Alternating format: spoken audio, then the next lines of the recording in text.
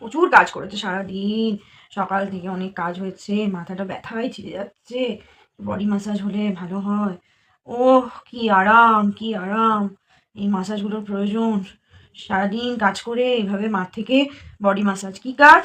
নিজের বাড়ির নিচে লোক আছে কিনা দেখবে, লোকের বাড়ির নিচে ঘুমিয়ে পড়লো, লোকের বাড়ির নিচে লোক আছে কিনা দেখবে, আশেপাশে কেউ কারুর বাড়িতে কেউ আসলে এই মাথাটার ওপর চিন্তা, টেনশন।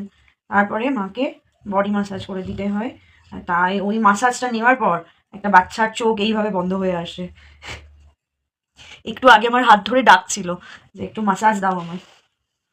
একটু আগে ডাকলো, দেখলাম এত কেউ যদি চায় এখন ম্যাসাজ, তাকে তো দিতেই হবে ম্যাসাজটা। দেখে দেখতে খাওয়া দাওয়ার পরে একটা হালকা এদিকে এদিকে একটা হালকা মাসাজের মধ্যে জীবনটা যায়।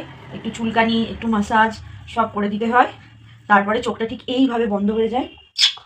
তারপরে একটা গভীর নিদ্রা যাপন হয়, যদি না কেউ বাড়ির নিচে এসে দাঁড়ায়। প্রথম প্রথম তো আমরা বুঝতেই পারিনি এটা আমাদের বাড়ি। এখন আমরা বুঝতে শিখেছি যে এটা আমাদেরই বাড়ি।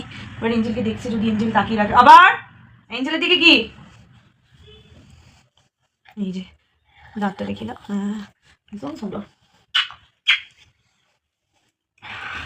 ও ওকে বডি ম্যাসাজটা দিয়ে, আর আমি ভাবি আমাকে কেউ যদি এরকম করে কোমরটা 2-3 বার দিয়ে দেয়। শেষ, এবার গিয়ে ঘুমিয়ে পড়ো। আবার দিতে হবে। কত টাকা দিস মাসে?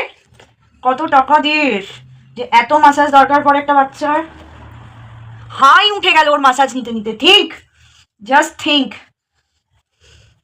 এই ম্যাসাজটা সারাদিন চলতেই থাকবে। টাটা।